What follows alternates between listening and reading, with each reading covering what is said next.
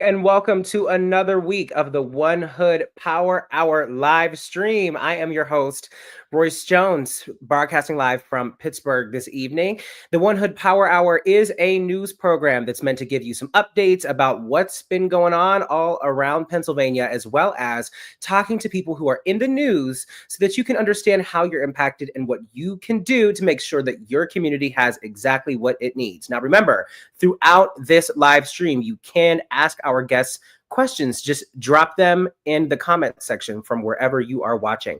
We know that over in PA 35, you guys have less than an hour to get your vote in before polls close at 8 p.m.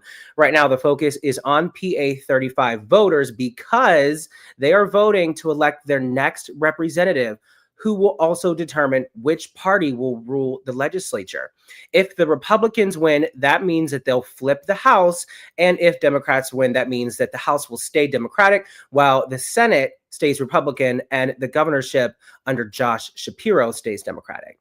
One Hood Power focuses on building power by reaching out to our communities who have been traditionally excluded, forgotten, and under-resourced. We specifically focus on the people, policies, and platforms to improve the quality of life for our Black, people of the global majority, disabled, queer, youth, and Muslim communities.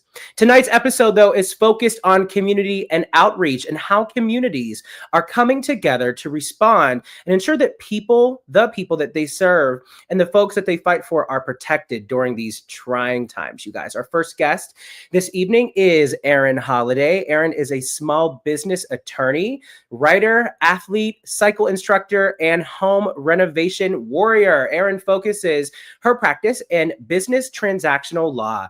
This week, Erin's law firm, Trellis Legal, shared what it calls, quote, an important legal and constitutional update that affects everyone and the rule of law. That statement, breaking down a recent deal struck between the internationally renowned law firm, Paul Weiss, and the Trump administration. Let's go ahead and welcome Erin Holliday to the chat. Hi, Erin.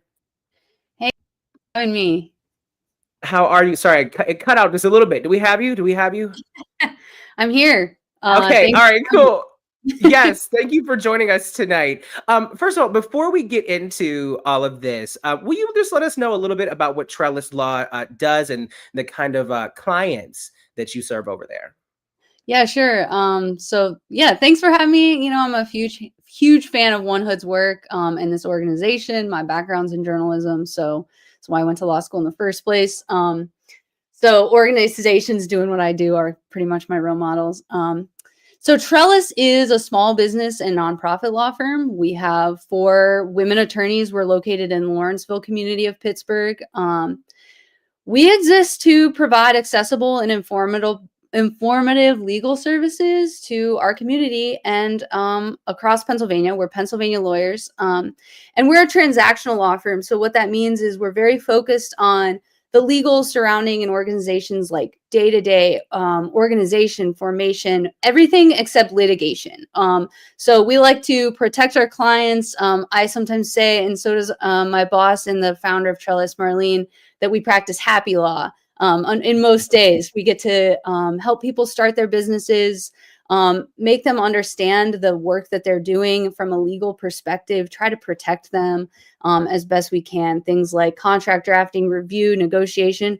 We're an advocate for small business and nonprofit organizations who otherwise might not have one. So anywhere there's a relationship, we're available to make sure they're protected. That's kind of our thing.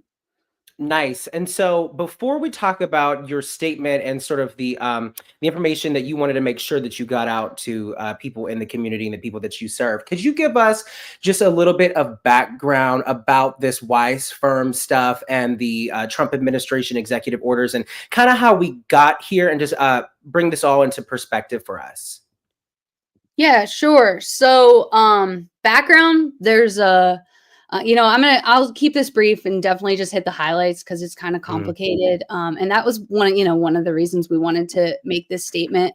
So there's a big, capital B, big law firm called Paul Weiss, Rifkin, Wharton, and Garrison. They do almost $3 billion with a capital B in revenue every year. So they represent a lot of large corporations that, as you can imagine. But historically, this firm has also represented a lot of civil rights matters. Many of their attorneys have helped bring suits against January 6th insurrectionists. Some are former prosecutors who worked on matters directly and indirectly related to investigations into Donald Trump, his business practices, and his administration, this one and previous. So a lot of their attorneys have federal security clearances because they represent a lot of government contractors, like defense contractors. And they have a lot of contracts. One of their attorneys helped Kamala with her speech prep in the last election. So they also were a firm to adopt diversity, equity, and inclusion, or DEI initiatives, which frankly, this is an archaic profession. So it's a big deal to be a leader in this space. So that's kind of like the background that we're coming into. President Trump issues a slew of executive orders aimed at specifically like these large specific law firms. Like each executive order was like aimed directly at this law firm and some others. How he's going to cancel their government security clearances and cancel their contracts, threatening if they don't eliminate their DEI practices, this is going to happen. So this included one against Paul Weiss on March 14th, in which President Trump issues this executive order, and then like a long list of things that like that specific firm and its specific attorneys have done against him, both before and during the times like at Paul Weiss. So like whether while they were literally a prosecutor or while they were on their own or anything else, he's literally naming names in this executive order. So it's really problematic for a lot of reasons. And he's also calling out their DEI practices, saying, if you don't comply, I'm going to get rid of your government clearances. Therefore, you literally like can't represent your current clients that require these levels of clearances. So at first, it seems like Paul Weiss is going to fight it, that everyone's following, like, okay, this is great. They're going to litigate it. The other firms who have also had executive orders against them, everyone's fighting it. Some of them had already achieved preliminary injunctions, which are like stops on the order until they make a more definite decision. And the reason for that is because like it was potentially going to be unlawful anyway. So there were already judges who were like already saying that this will probably or potentially be unlawful. And it's kind of no question that it's unlawful. But, at the 11th hour, Paul Weiss's managing partner has a meeting at the White House, just him and Trump, and Trump agrees to revoke this executive order, the one aimed at their firm, mind you, just that one. And they agreed to do $40 million worth of pro bono, aka free legal services, for causes that Trump chooses.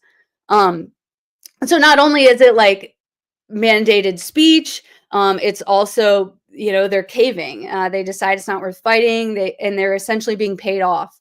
The Trump administration, they're being paid off with free legal. And, people make legal settlements all the time, but this is very different for many reasons. And there's ultimately a lot of complicated legal issues here. If it doesn't sit right, that's because it's not right.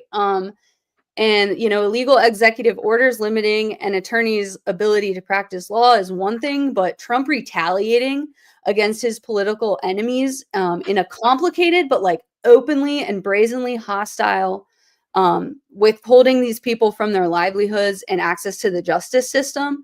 And then like those lawyers, the ones who have access to more resources available, these like large law firms who have the ability to actually stand up and fight it, they just give in. So that's problematic. I mean, yeah, it's like paying off a dictator. It's fascism. Yeah. And so I think that, one of the big questions a lot of people would have about this is why? Why would the Trump administration go after this law firm? Why would they specifically attack DEI initiatives at a law firm, and ultimately why would this law firm, like you just mentioned, when they have the resources to push back, go ahead and cave with the Trump administration on this? Do you have any sort of idea? I know you weren't there, I know you don't know 100% for Right. sure, but do you have any possible situations in your mind why this chain of events would have taken place? Yeah, I mean, the law firm said that their rationale for this was that they were going to lose clients. Clients were already like, well, if you're not going to comply and you don't have access to the courts, we have to go with another law firm. So they're saying that it's a business decision. And, a lot of attorneys are speaking out against this, including the American Bar Association. I don't really understand the why, but I do know that, a law firm that makes $3 billion in revenue almost a year, they probably are excited about the financial incentives and do not want to lose those clients. And I know not everyone at that firm is making that kind of money, but the people who made Mhm. this decision are. So, yeah, it's problematic. And yeah, and so I know that your law firm posted a statement regarding this entire situation yesterday. And so, what was that? What were some of the pillars of that statement that you that needed to be hit whenever addressing something like this with the public? And what were those discussions like behind the scene, and why why it was so important for you to make people aware of this? Yeah. I We were compelled to. I mean, there's no other way to put it. I was speaking with Marlene over the weekend as this news was breaking, and we were both just like incredibly emotional, angry, frustrated. Marlene drafted the initial statement, and then on Monday morning, we always have like our initial, meeting for the week. We had our agenda. It said, like, hey, first matters a schedule, and then also like F fascism. Like, what are we gonna do about this? And all of us were aligned. It was like there was no moment of like, should we do this? Everyone was just like, we're doing this. We made some grammar edits to the thing, but like ultimately what was published was the first draft. And I think the main rationale for this is like our firm really believes in providing we really believe in our role as like an educator to the community. So I mean, on our Instagram, we have all kinds of like crazy things where we try to teach people different legal terms. We have a whole segment that we call like it's like plain and simple, where we pick a legal term and explain it to you in everyday English. And this is just a part of that. This is a really complicated situation, and obviously Trump's actions are wrong and illegal, but like a law firm who has stood in the courts on behalf of civil rights, advocating for the rule of law, the First Amendment, due process, to give in. It was, they did a cost benefit analysis on whether or not this was right for them, and we had to inform the community about what was happening, and it was our goal to make it simple. There are a lot of things out there where it's really complicated and using a lot of legalese, and we really try to avoid that and just simplify it. I think that was ultimately the main purpose, was to inform the community. And we also like wanted to go on the record so that our clients know, so that our community knows, so that the legal community knows that we will stand with them. We'll not sacrifice our values for the bottom line. And I think our community wants to know that there's lawyers out there who are going to fight for them. So we all were in like unanimous agreement. There's only 4 of us, but we all just were like, absolutely, let's do this thing. Yeah, and what are the consequences of this, though? So this law firm decides to cave, and this is what they're doing now. This is what they're sticking to, and seemingly aligning themselves, and I suppose repositioning themselves to align with President Trump in this time. And so now what? Now what happens? And what kind of precedent does this set for people, maybe even other law firms? across the country moving forward? Yeah, I think the precedent that this president has set is incredibly problematic. The chilling effect of, like, the door is open now. Mm-hmm. If the lawyers, the ones who are informed on the law and have the level of sophistication to stand up for this and to know the ways to do what is right, if they are not the ones that are pushing this, the door is open for anyone to do so. And I just think it's incredibly problematic. I know we talk about the chilling effect of people in higher positions making decisions. Those decisions affect all of us, regardless of how you feel about big law firms or who their clients are or who they represent. And I think it's very important to follow these, regardless of how you feel. They set an example and they have opened a door. And I don't know if that door can be closed or that bell can be unrung or whatever you want to call it. It's a warning and it's really scary.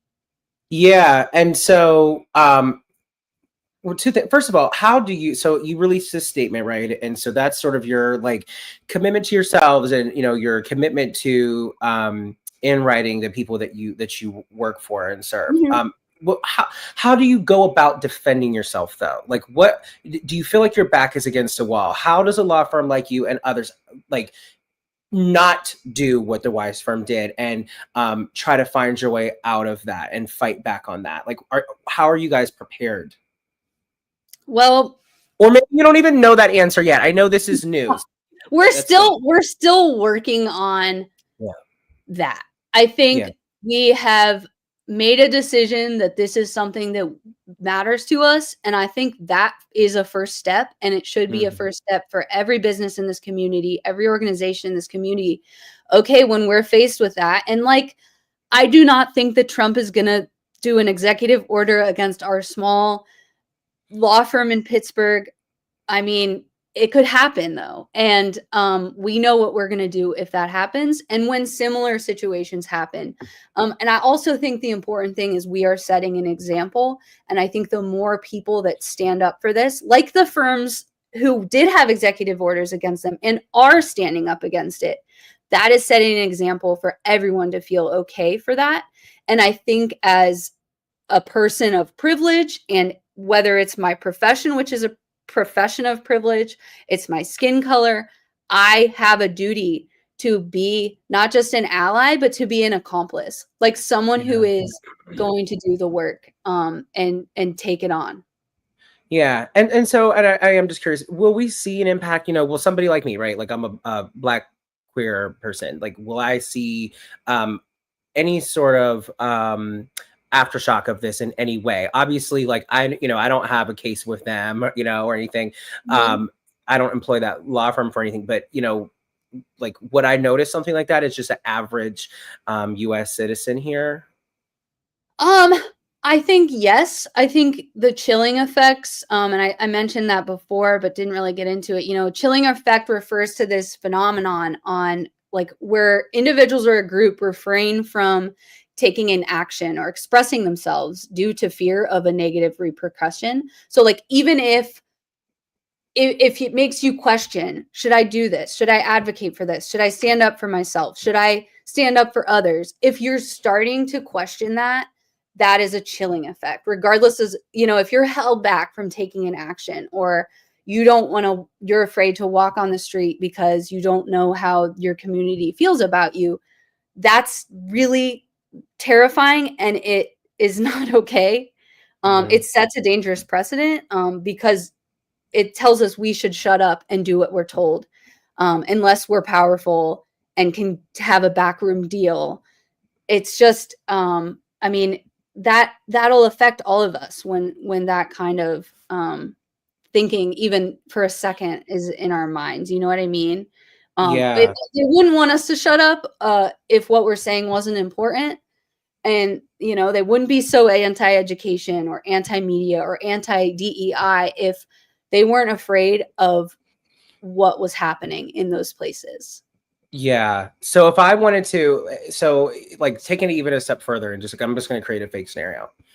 Um, because I'm just curious about how this is all going to shake out, down the Yeah. road. So, okay. Okay. So let's say maybe I need a high powered attorney with some level of government clearance. Maybe what would that be for? Maybe I want to sue, um, somebody on like maybe there's a national organization or corporation or something that I want to sue. Would somebody like me and maybe others who want to file a class action lawsuit over like discrimination or something in the workplace, maybe, and we want to sue a corporation all together, and would we be going to a firm like that Wise firm previously? Is that sort of something like a case that they would handle and then now not take because they don't handle those kind of those cases anymore because they have Trump doing this, and then now other law firms maybe have started to have that same chilling effect. They don't want to lose clients either, and so now we're like struggling to find a law firm that would take up a case like that. Would that be something that, and then we're just all screwed, and nobody wants to defend us? I mean, maybe not this firm, but I do think that is a dangerous potential situation where people not only just don't like a law firm won't take on their case, but the reason why a law firm might not take that case is because it's a losing battle. Oh, well, like in the courts, nobody is listening to the courts anyways. Like once we lose that faith in the courts and the systems, like that, those systems are only as good as we believe in them. And Yes. once class action isn't going to work, law firms probably don't want to take those cases. And I was a class action litigator before Trellis, and it's hard work and it's incredibly rewarding. But you only take cases that are going to win, and things that you believe in. And so whether it's that firm or another, that's why that advocacy is really shocking. Yeah. So now what do we do? Help us. What do we do? Obviously we need to watch this. I mean, that's why I just had a lot of questions, because sometimes when we hear some of these things with people who are so far away and who are involved in this that we don't know or have access to, it feels like we're safe from it. But all of this perspective, I think, is really important because it shows us that we're closer than we think to it, and it can and will have an effect on us in some way. So what do we do with this information now? Yeah. I think we keep spreading the information. I think what you guys are doing is very important. Taking on these conversations is step one. I also said, in this post that like the first way to fight authoritarianism is to not voluntarily surrender. And that comes from a book called On Tyranny by Timothy Snyder, where he outlines 20 lessons on fighting tyranny. And the first one is do not obey in advance. And, don't like give in before we've even started, because that's how they win. But the other way is leaning into community and to really talking about these things, relying on each other, not curling up in a ball by yourself, and finding advocates and allies who, really are willing to stick up for this. And the other thing with community is like local economies are everything. And like, obviously I believe in small businesses. I am a small business lawyer. But I really do think that like the more we really focus on our small businesses and our local nonprofit organizations who are invested in that community, those dollars, 80% of dollars that go to small businesses stay in the community. And that's how we fight those levels of power. And that's what I'm doing. And I have no answers. Those are the answers I have. And I think just like talking about it, normalizing these conversations, making it very, very apparent that this is wrong, keep calling it out that it's wrong, and be there for those who are vulnerable and like can't speak about these things out of fear, and make it clear that they don't have to fear because you're there. Well, we appreciate you for coming on and so much.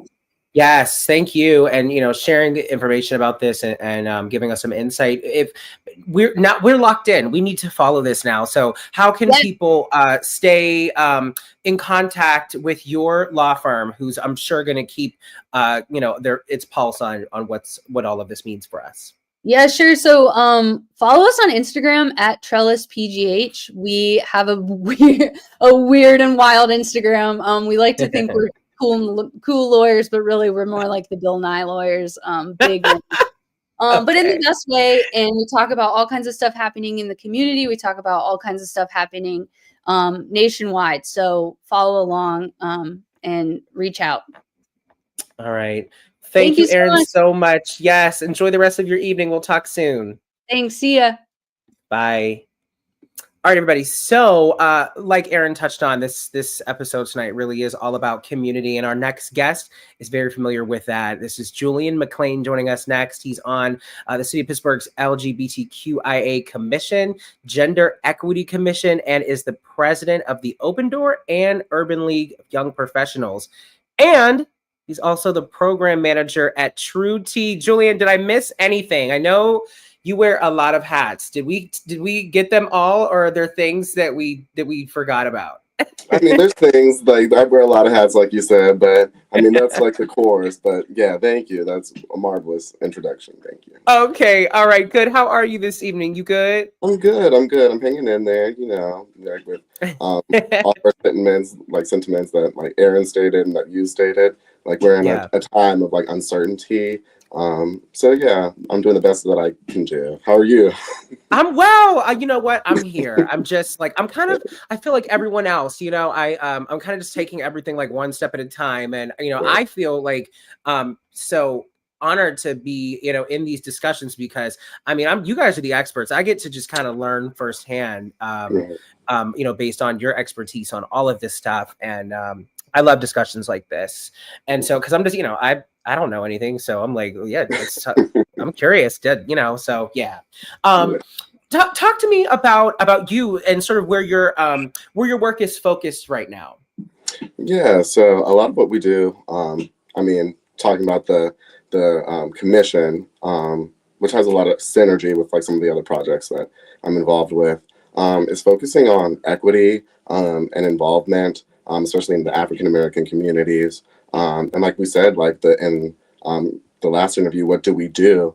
Taking action to the street and seeing what kind of resources and advocacy we can really kind of advocate for.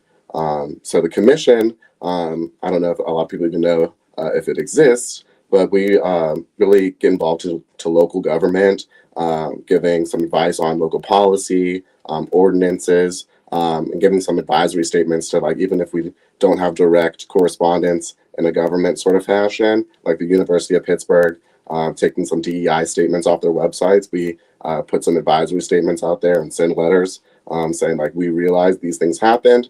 And then in that kind of atmosphere, we do a lot of that advocacy work in the Urban League and True T, but trying to find ways and avenues to really advocate for our neighbors and friends and family.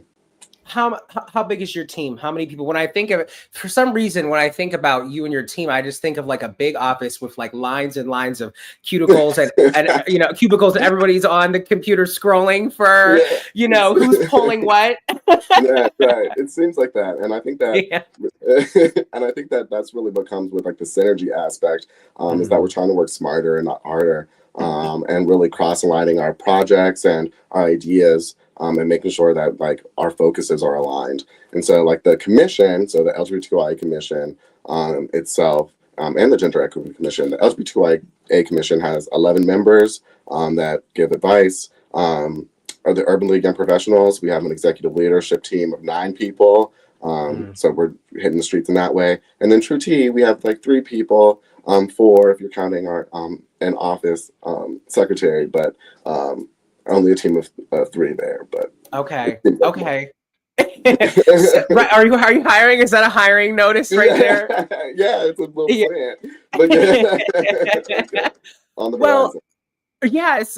Okay. So first of all, so Trump gets. How long has the commission? First of all, and this is a part of the mayor's office. Is that right? Right, right. So it's a revamp of Mayor Peduto actually initiated this commission, and it was revamped, and we started with Mayor Gainey with a new set of commissioners. But there's policy now in place that the commission, the LGBTQIA commission itself, can never be disbanded.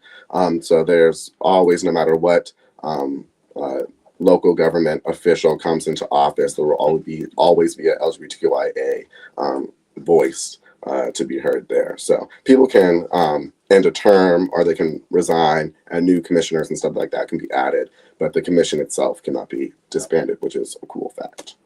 Okay. So it's been around for a while. It's like survived at least two or three presidential terms.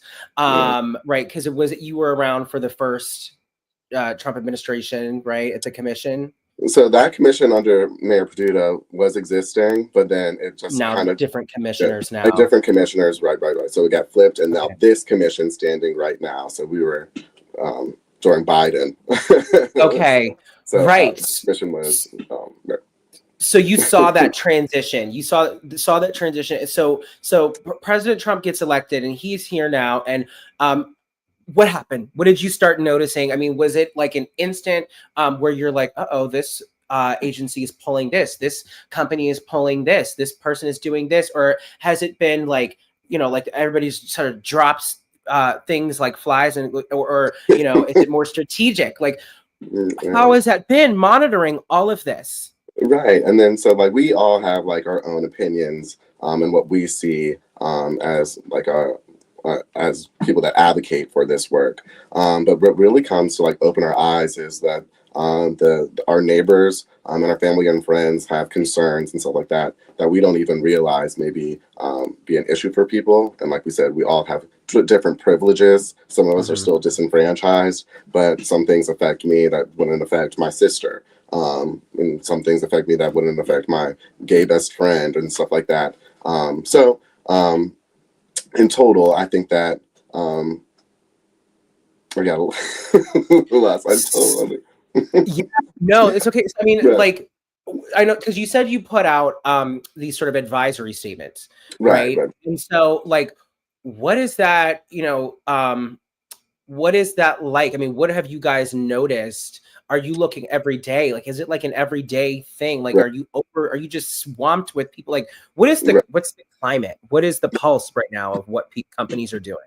Thank you for that. That's where I was going, was like the input that we're getting from these different avenues is just concern. And so like with the erasure of DEI in people's languages is affecting people's outlook on funding. And so, like I said, the overall uncertainty of like what all of this really means for not only our communities, but just enfranchised communities as a whole, is just concerning. So we know that transgender rights are being affected, women's rights are being affected, reproductive rights are being affected, marriage rights are being affected. And so like we don't know when, where, when the ball will drop, when a pen will be signed to paper to take away our rights. And so I think that's the biggest concern is overall the umbrella of where are we really going with this, and we're concerned. Yeah, and letting people know, directly what is going on. Well, I know that you guys did that through a recent town hall that you had. What was that all about? What did you talk about? Who was there? It was at True Tea, is that right? Right. So see, like that's like the working harder, not smarter thing. So I was recently elected the co-chair of the commission, and a lot of, like I said, synergy around what I do. Is also around the work that I do at True Tea. So I thought that I was a perfect connection, as one of like the first things that we could do is to have the mayor speak and his office for the LGBTQIA commission speak about like what rights we have, what resources we have, how the police are protecting us, and a really robust Q&A to see what concerns the actual people had. And so we had a great turnout there at True Tea, which was like I said, for the commission and True Tea, it was a double win. I think we had like over 200 people show up. It was jam-packed. And I don't know if anyone's ever been to the space that's watching this, but there's pictures on our socials, but it was a really nice thing to see that we can all come to meet to discuss respectfully what we can do, where we're going, what the mayor's outlook on things are and how local government should operate for LGBTQIA people. Good. What were some of the fears and questions raised from people who attended this town hall meeting? Right. So I know that some police protection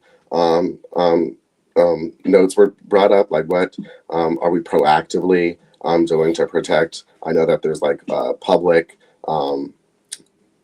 tragedies that are happening all over the country, and what are the police doing to, like, is there a task force like assigned to that? So we had the commander come of the Special Police Task Force, and he gave us some resources that we could use to file reports. He was advocating for, if you see something, say something. A lot of times people say something before, like the extremist things, like we just wipe off. It's like they're just being my extreme cousin, and they're not really going to do anything. But he said, if you see something that even remotely concerns you, like they want to know about it. And so, like the people are a resource for the tool. Are a tool for the police to use, that they're advocating for a tool. But yeah, then we're also talking about policies that are affecting governmental buildings. So like making sure that there's a unisex bathroom. We're giving out statements to the University of Pittsburgh and to our local universities about the erasure of DEI statements and on their websites and on their social medias and things like that. Yeah, we're doing a lot right now. Okay. Is anybody listening? Are people like, okay, you've given us these, you brought these concerns to us, this is what we're going to do. Right. And so I think that it really gives us a lot of power that we are pretty much giving, not autonomy, but we are respected by the mayor enough to make decisions on the advocacy for LGBTQIA people with the power of the mayor's office behind it. So like we can make direct advocacy policy changes, like that bathroom situation where we're saying like all future restrooms for future buildings that are built should have this. We don't know exactly what we're going to call them yet because we do want to be politically correct and nonpartisan. Yeah. So it might just be a family restroom or just restroom, but a single stall unisex restroom for future. And then trying to see if we can get some restrooms in already existing governmental buildings, but some of them are so old and things like that. Yes. Like a big project and things like that. So for future, for the policy for future building, we already have that down. So that was a win.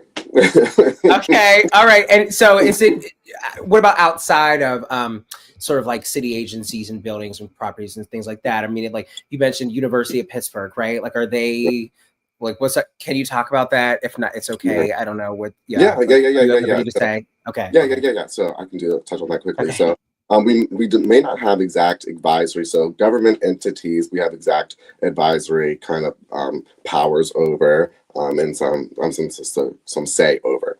And then there's like private universities, things that we just see in the city. It may be on a private property or something like that, even of that nature, but we could make advisory statements to say, like, we realize this is happening as the city, as the advisory portion of the mayor's office to exactly to get some resolve out of this situation. We're asking you, we can't really tell you what to do, but we're asking you, can you put it back, or can you take it down, or can you stop it? Yeah. Tone over message, right? Tone over message. Right. Yeah. Okay. So, do you feel like you have noticed any like more pushback from people, lately on things like that? Just given the social climate and like, has your job gotten harder? Given everything that's going on? Right. Yeah. So like the hats that I wear, I think that there's a lot more action to be taken.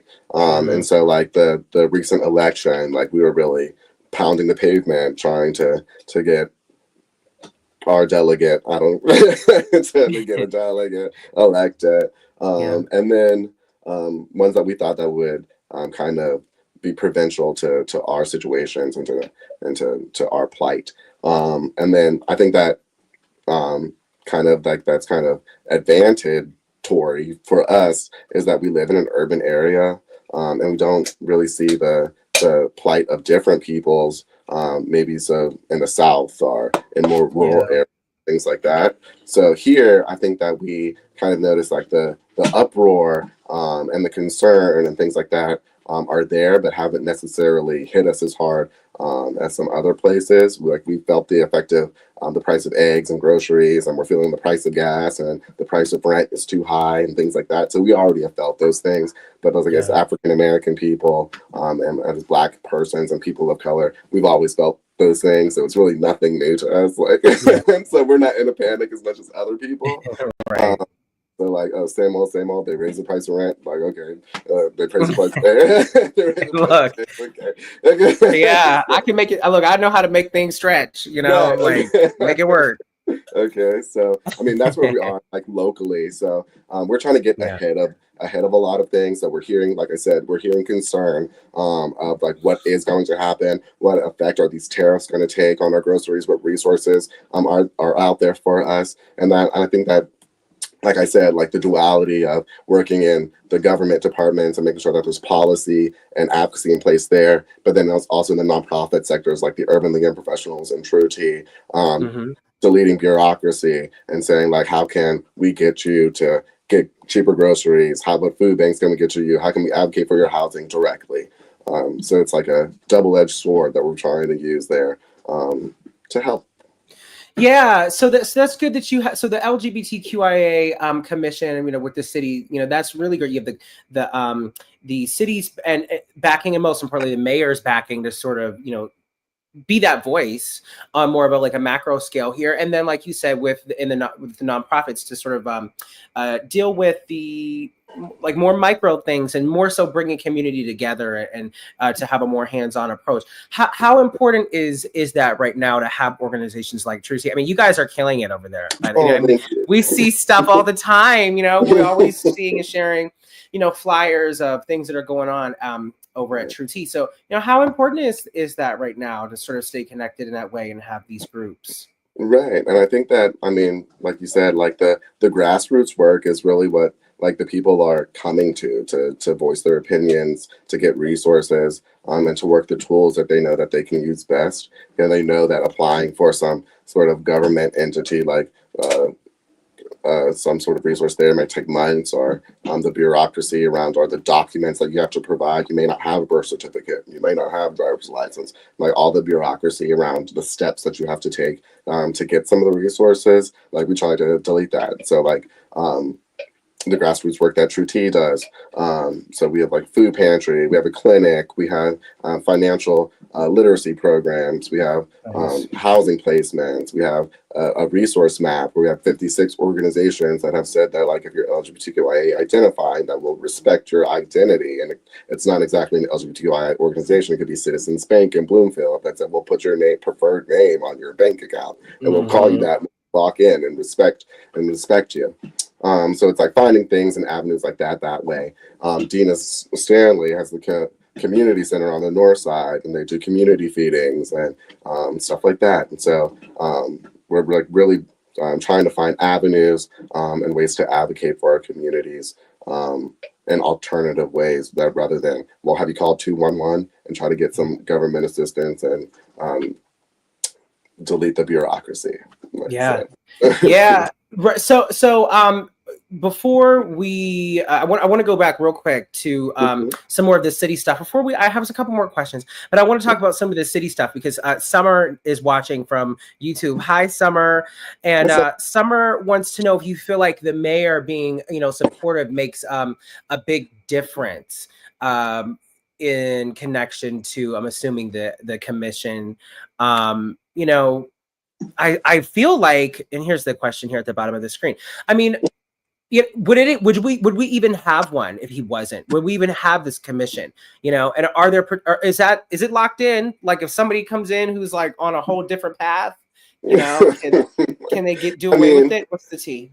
I mean, with the climate now, like I feel like anything could happen and some sort of thing. The way that it's worded now, the commission is undissolvable. So the commission stands now. I don't know what executive orders or what maritime laws and stuff like that can come into play where they can delete anything that they want. So I can't say for the future necessarily, for sure, 100%. I'm 98% sure with the language that it has now, that it can't be absolved or dissolved. And then to Summer's question, does it make a difference? Yes, it makes a really big difference knowing that the people that you elect, or knowing that the people that have your best interests in mind are your advocate. And so like our voices may not be heard, but getting in contact with our local government officials like the mayor and Josh Shapiro, even up to the government, to the governor, and making sure that they know that our voices are coming together to talk to amongst ourselves to know our problems, and then like we also elevating that to can you say something on our behalf, and just knowing that they already advocate, they already have a commission in place, they already know some of the problems that we're facing because there's an advisory council to give them what the community is saying is important, and I think it makes a great difference. Good, very good. It's good to know that there are some protections that keep you guys, locked in too. So if somebody comes in and wants to act crazy, you're gonna be there right at the door. I'm gonna be right. You be like this. Right, with all my hats on too. Like where do you go? Yes, with every hat. Like who you want to talk to today? Exactly. And then I do work with people with this as well. So the mayor's office also has a HR commission. So it's not an exact crime, but you feel as though it was discriminatory. So if you feel like your housing was affected, or if you feel like your job is affected, or if you feel like your children were treated unfairly for their identity, the mayor has a HR commission where you can file those complaints. So it doesn't exactly elevate to maybe something criminal, but you can put it on paper with the mayor's office that you felt discriminated against. And I think that a lot of people don't know about that resource, but they can get it on the engagepgh.org website. Okay, that has to be a job within the city of Pittsburgh, anywhere that you work within the city. Anywhere in the city. So outside the city, you might have to contact your local government, like a municipality like Pitt Hills or something like that. You might have to contact your local municipality, but the greater city of Pittsburgh. What do they do? What does that do if I contact or I file that? What will happen? So there's you can civically engage anybody in certain types of ways. And so like putting it on paper that you felt something was discriminatory could help you out in a future case if something else happens that elevates, or that like, so your neighbor you felt like scratched your car. So that's actually a criminal thing that you would report to the police. Yeah. But like harassment at work, things like that. Right. Correct. So, I mean, and both of those resources were shared at our town hall. So there's a PowerPoint as well that if people want more information, they can go to the town hall PowerPoint and get some tidbits there. But so police, the commander has his way of addressing criminal complaints, but then there's also, like we said, another avenue for, like you said, harassment at work, all sorts of things that don't rise. Give you somebody for free to document something with, should you need to get a step further and go to court, you could bring this and be like, well, I've been documenting this, and what you want to do. Right.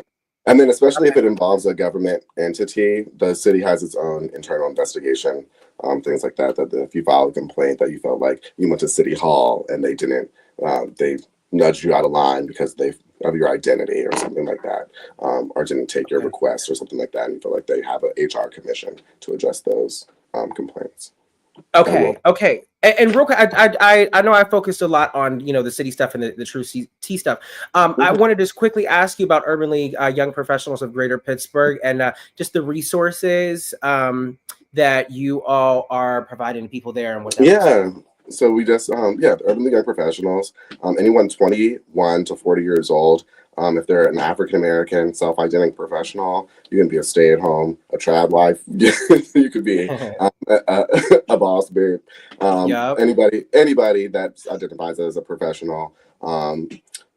We have a group for you in Pittsburgh that we do social events, health and wellness events, advocacy events like we said, we're going out and vote, sending our community service events where we put our time in at the food bank and stuff like that. So there is a network and a resource for young professional African American people of color. So we have more than just self-identifying African Americans. There we have Indian and Latinx people that are in our group as well. So brown folks, we have. Yes. Yes. You know, a lot of this stuff that we talked about this evening, you know, it's all kind of focused on, you know, DEI, and people are using that as a way to snatch away funding and support and things like that. So, I mean, with all of the things you do and all of the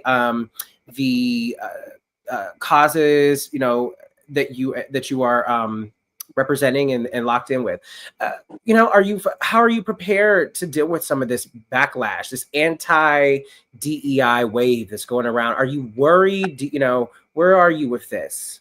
Right. Me personally, I just feel as though, like I said, as an African American male, like I am already for the first term around where we were gasping and things like that and saying, is everything going to be okay? I think that, in my view, is that we have to take it kind of day by day, because that's how it's happening so fast. These day by day instances, and until it's like dire, like it's really like, do I got to move to Jamaica, or do I gotta move to Japan? Like dire like that. I think that we are incumbently used to kind of barriers set against us, and so like we're not always involved in politics as much as we can be, and that's one of my reasons for joining the commission as well, to be more involved in politics.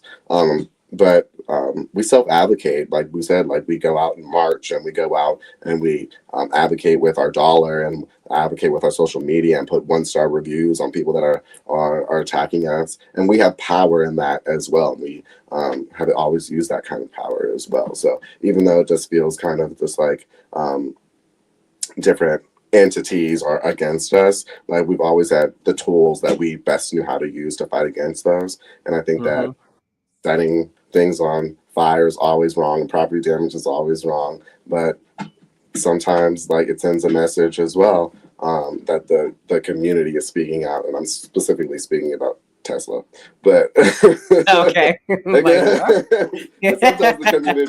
sometimes the community like fights back, and so like I think like with those things and stuff like that, like I can try to imagine the outcomes of things, but like I don't know, so I'm taking it day by day. But you're ready. We are all just staying ready. Do what we gotta do. I got my marching boots on, so whatever. Okay. Yes, exactly.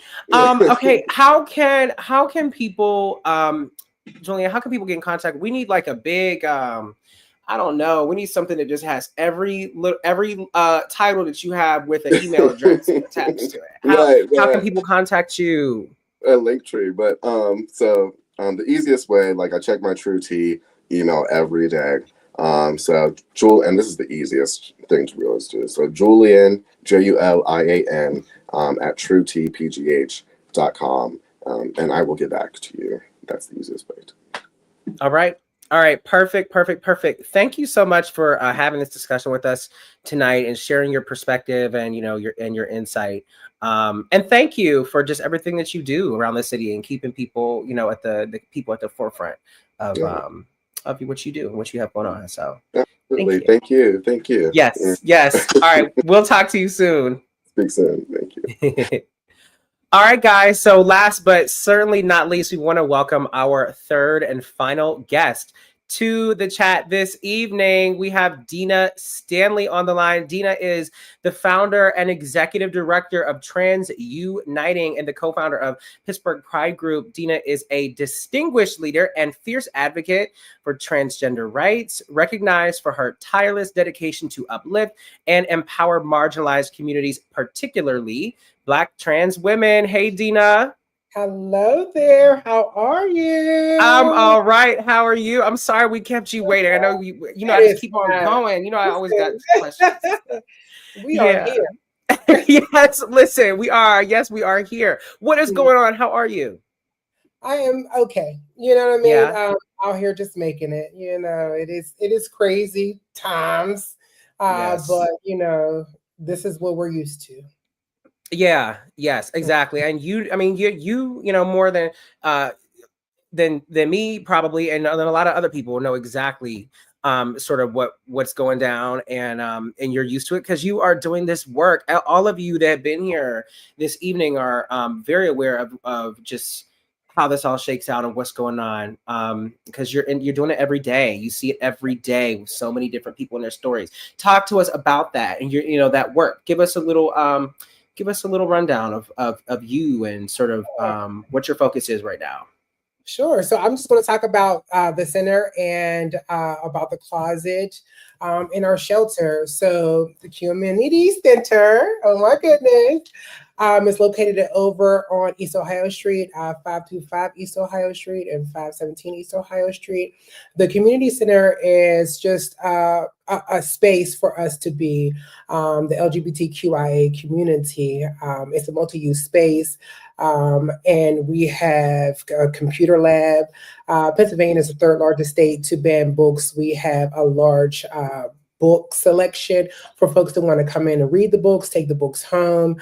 We have holistic wraparound care. So, we do case management in this space, as well as a lot of different programming, workforce development. We have the Your Haven shelters, which is a shelter for transgender, non-conforming, and non-binary individuals. We have an emergency housing for the LGBTQ individuals as well. And we just opened up a community closet, which is the only free thrift store for the LGBTQIA community members in Southwest Pennsylvania. And that's been open for just a month now, and we've been rocking it.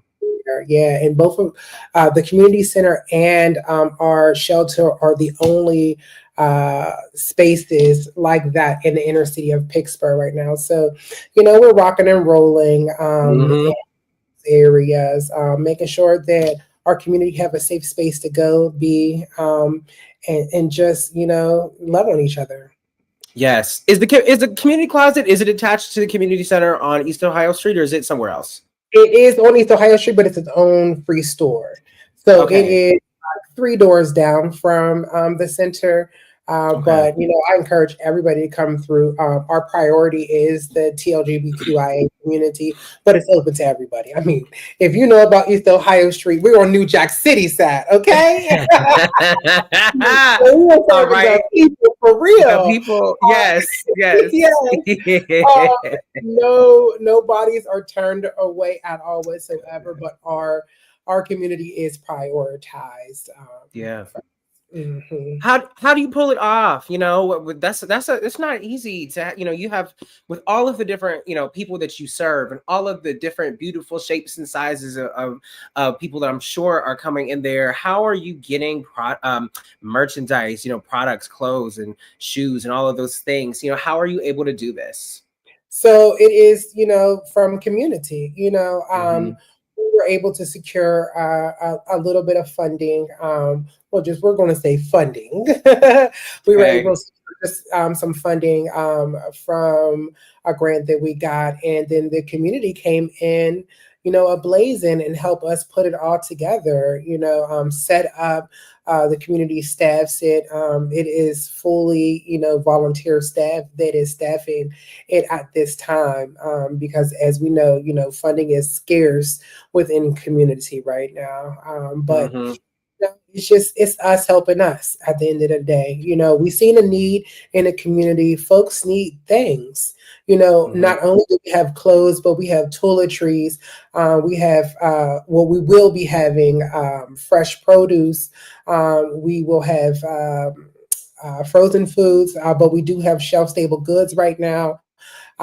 We have, just household items, just a lot of things down there. And it's amazing. It is really amazing. And I'm so happy that we were able to provide that to the community. And people, they are coming literally about 200 people a week, like 200 people. Get out.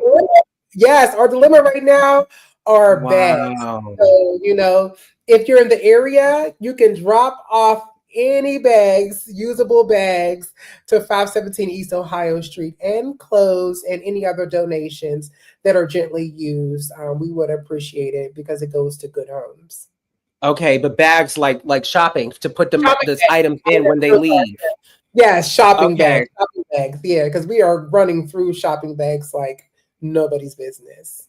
Okay. All right. So I know we got Giant Eagle. So I don't know who else. Dick's Sporting Goods, Sporting Coons goods. Markets. Who else is in here? Marshalls, TJ Maxx, Goodwill, Listen, IKEA. okay. Somebody. I'm just thinking of the people who I know have good bags. You know, they got good Especially bags. IKEA. I love me a good IKEA. Yeah, bag. can we get some IKEA bags? Yes, yes.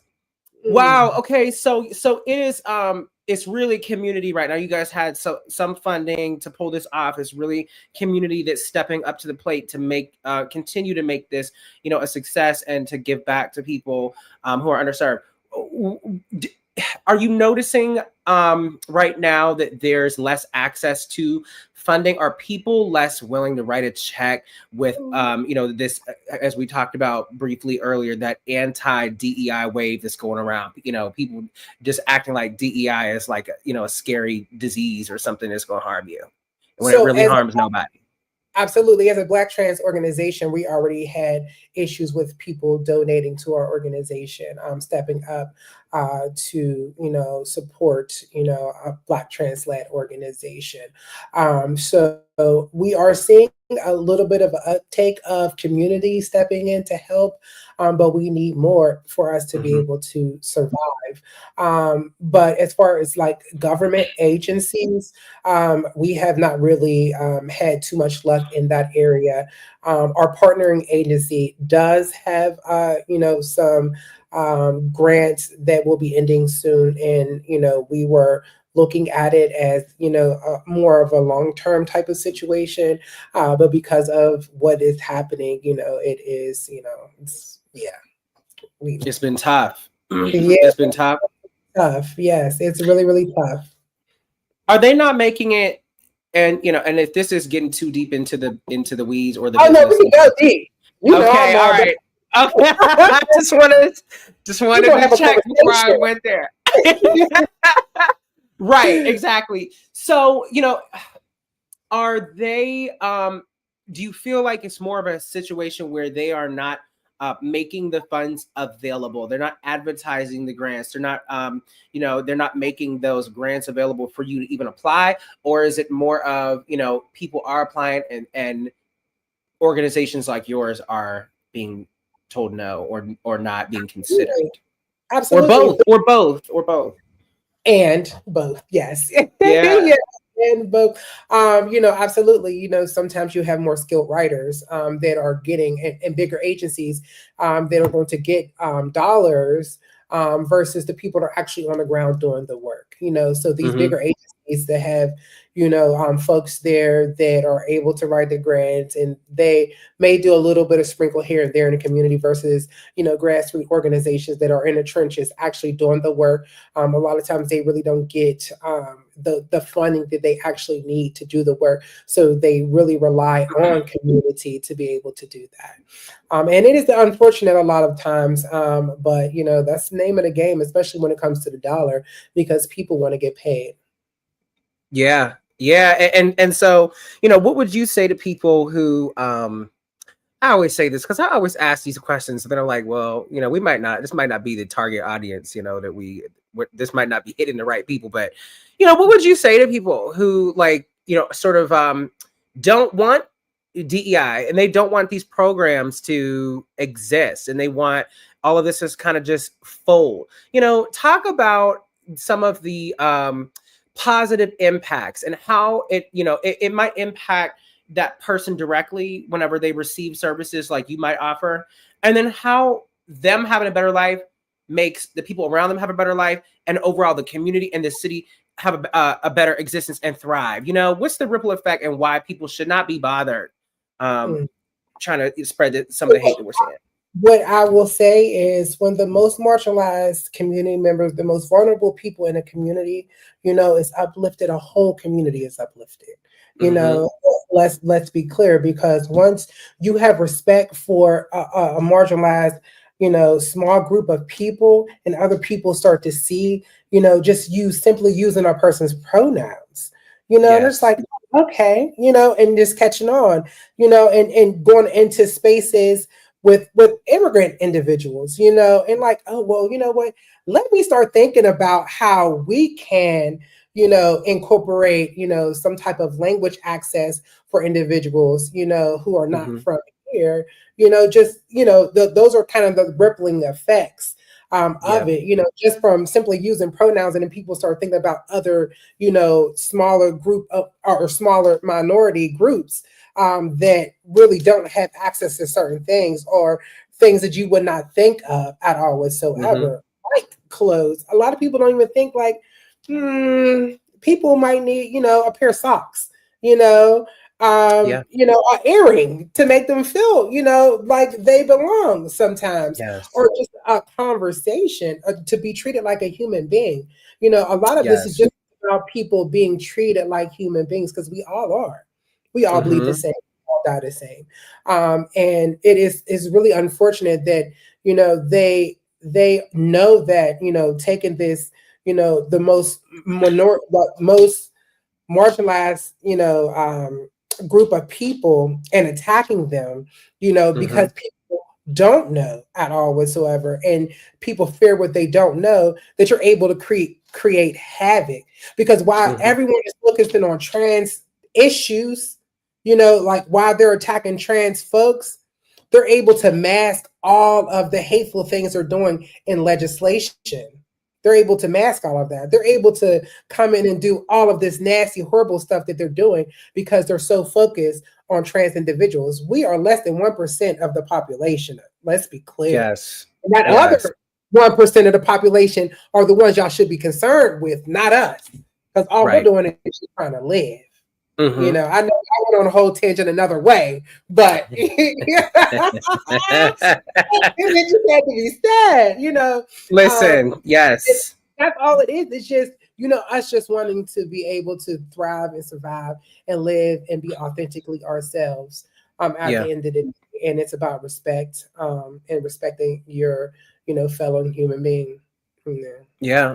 I feel like it's got to be really rewarding too, to, provide some of the services and programming that you do, and, seeing people be finally, achieve those connections they've been looking for, whether it be for food or toiletries, clothes. I mean, even like the community closet, like I'm sure you're there. I know you're there. You're seeing people shop around us. I mean, what is that like to be providing this really one of a kind shopping experience for people? And I know you have priority for people who are, trans identifying, non-binary, whatever. And so, like, I know shopping isn't easy, like that, even experiences like that can be tough, because there are a lot of hateful people out there. So what is that like for you to kind of um, give people this safe haven, while they're I shopping? can't really put it into words. Every time I walk, even Yeah. into the center and into the closet, I'm just like, wow, this is so amazing. Like Yeah. there was this person, an individual that would come into the closet for the whole time we've been open. And before that, we had a smaller closet at the center, and they asked for sweatpants. So they want a specific type of sweatpants, like some Steeler sweatpants.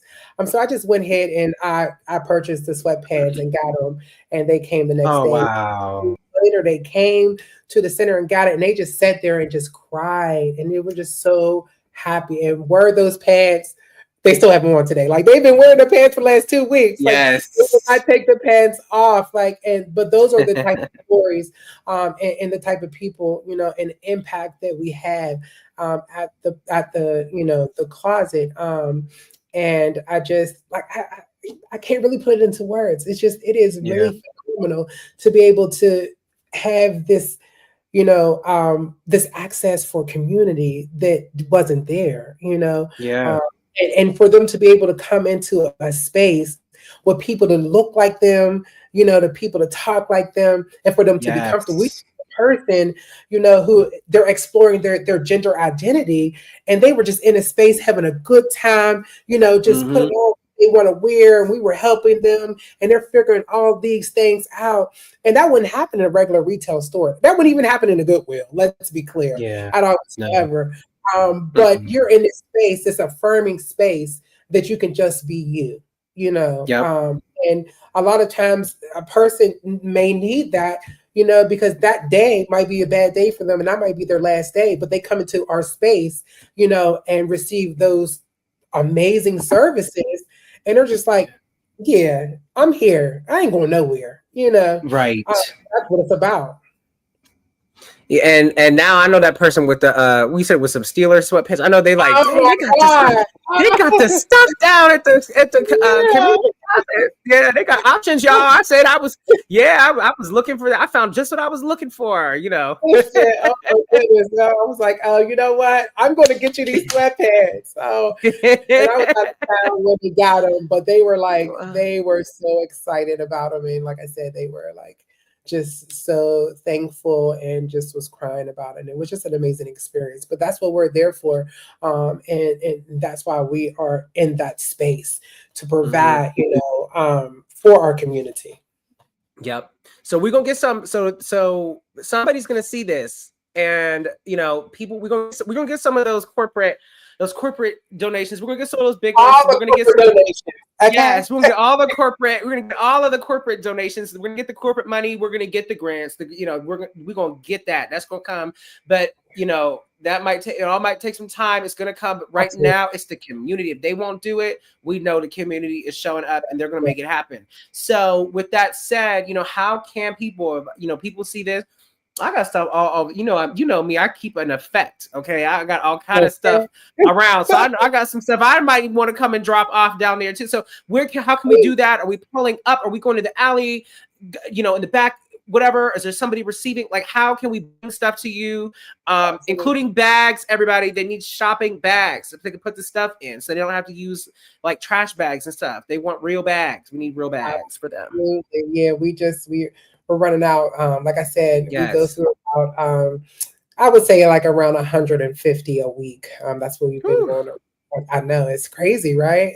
150 bags is diabolical. But yes. For folks who want to donate any products, so any hygiene products, gently used clothes, towels, curtains, baby clothes, you can drop those off Monday through Friday from 12 p.m. to 8 p.m. at the community center, which is 525 East Ohio Street, or preferably the community closet at 517 East Ohio Street. There should be a link for you to be able to donate if you can't do that. And we will also drop the link for our wish list as well. And if y'all don't have that, I will make sure you get it. Yes, you can visit us at QMNTY Center. Yes. Okay, now come on, branding. Right. Community Center, PGH.com. And you can find the wish list. You can find more information. We have our calendar of events that are happening monthly up, along with if folks want to volunteer, you can definitely get on the schedule to volunteer. So yeah, I'm super excited. Yes. If you see me, make sure you let me know. Yeah. All right, now look, and also, is there anything if people want to come and shop? Is there anything that they need to do or bring? Are we checking anything? Is it just you come in and what's up with that? Is there anything they need to know before they come down there? Absolutely. If you want to come in, you want to come and shop. Like I said, we're open 12 to 8 p.m. Monday through Friday. You'll come in, you'll sign in, and you will get a bag and you'll be able to shop around. We do have a dressing room, so you're able to change. We are doing sizes right now, so people can, go through. We'll help you the best we can with, different sizes if you don't know your size. Okay. But yeah, we go through and we really help as much as possible. And yeah, you can have at it. You can shop till your heart drops. All right. Now, is it just like a fill a bag thing? Is there a limit on stuff that you can get? So for community members, within the TLGBTQIA community, no, because there are a lot of folks out there that really do need, like, professional development clothes and different things of that nature. So no, Yeah. not at all whatsoever. But if you're not a part of the community, then we do have a little bit more of a limit on that. So that is 2 outfits and 2 pair of shoes per every bi-weekly. So Okay, cool. you're able to get 4 outfits and two pair of shoes every month if you're not part of the TLGBTQIA community. But anybody in the TLGBTQIA community, if you come in, what you need is what you're going to get. Okay, I know we're past winter time and everything, so coats probably aren't top her. Is there anything that you guys are looking for right now, item wise, in terms of clothes that people might want to scoop up out of their closets and bring down there? Yeah, we're always looking for feminine clothes, shoes, and travel size toiletries. That is a big thing. A lot of travel size toiletries. And not too many, but suitcases too, because there's a lot of our community members that need suitcases. That, are not technically homeless, but, they're couch surfing. So, they need, a place to put their clothes outside of a trash bag, some of those as well. Yeah. Something durable, duffel bags, things like that too. Yeah. Okay. All right, cool. Did we hit it all? Was there anything that we needed to get into that we didn't talk about? I not really. Y'all did cover a lot about what's going on with the Orange 47. So like, I'm kind of good there. Just letting my trans babies and sibs know that we're gonna make it through. We've been through worse. We're gonna make it through this. It's gonna be okay, and we're gonna love on you. You can come down, to the center and come and see me. And we can chit chat. And there's a lot of folks down there that have been through a lot of things. So if you need us, we are here, and we ain't going nowhere. So just know that. You're gonna lead the way. You're gonna lead the way. Yeah, we're gonna make it through this. And y'all can go down and talk to Dena, y'all. I love talking to Dena. I'll just sit down. I know you hate to I know you hate to see me coming because I'll just go sit. Remember that? I'll just come and sit down. I won't, I will be an hour go by. You'd be like, I got a meeting. You need to go. Get up out of my office. Yeah. It's okay. It is okay, but that's what that's what I'm here for. I love talking to community. It's empowering a lot of times, because we're going to empower each other. And that's kind of our re-energizing each other. Like, let's get out here. Yeah. Yep. And we need that to stay motivated. Well, Dena, thank you for coming on the chat this evening. It's always lovely talking to you. Same. And if you want to reach out to me, you can reach out to me at Dena at Transuniting. That's right here.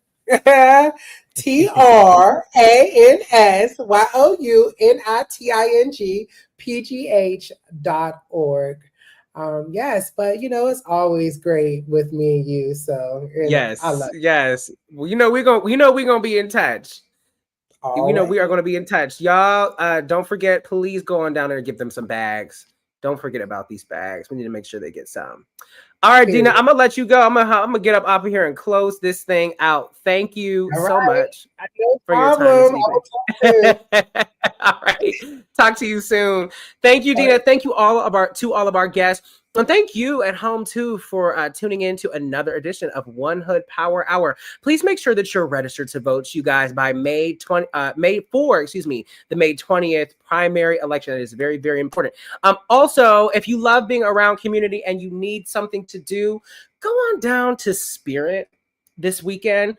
I know I'll be there Saturday. It's for Cherry Bomb. I know you guys are probably very familiar with Honey XO. She is an advocate. She is an artist, a photographer, a wonderful DJ, a curator, and a very good friend of mine, a best friend, and also DJ partner at times too. And she does so much, you guys, for the community in her own right. She should be right up here with the people we're talking to this evening for her very like fierce advocacy for people. Anyway, she's a big advocate for Black people in the arts, and specifically with this event, Cherry Bomb, Black people in music, specifically dance music. And so she's doing this really, really, really nice party at Fab party at Spirit. It's 2 floors, bottom floor and top floor. She has DJs coming in from New York, from LA. She has a DJ named Bebe that was on The Boiler Room, honey. So she's bringing in some top-notch talent for you. I think we have Houston in the house as well.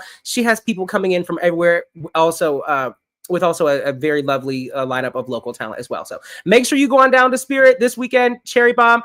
Can't tell you much about the ticket prices. I don't know. I just know that it's happening this Saturday, and I will be there partying with you.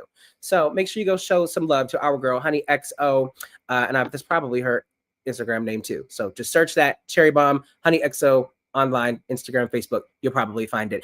We really hope, by the way, that tonight's episode made you aware of all of these issues that we've been talking about, how they're impacting your communities, and also introduce you to the people who are making sure that they are safeguarding our communities, no matter what community you're from. So we just touched on so many things. We hope you guys walked away from this with something. We hope that that you now have a better idea of some of the wonderful people here in the city that are fighting for our resources. Make sure that you follow up with them, stay connected. We keep all of the information, things that we talked about in the comments for you to go back and reference. So thank you all for watching. Have a wonderful night. Stay safe. Have a safe week, and we will see you next week on the One Hood Power Hour. I'm Royce Jones. Hey everyone, it's Miracle, host of Brunch with the Black Man. These people intend to kill me, keep me in prison. I am so happy to announce we have season 2 of Brunch with the Black Man. And I could never understand why my heart would race and my hands would get sweaty. So make sure you join us as we go on this journey with Black men as they heal themselves, talking about their own journey as we eat to feed our souls. All of my brothers have been in jail, and 3 of them have been in prison. You know what I'm saying? Of course, I've been in jail as well.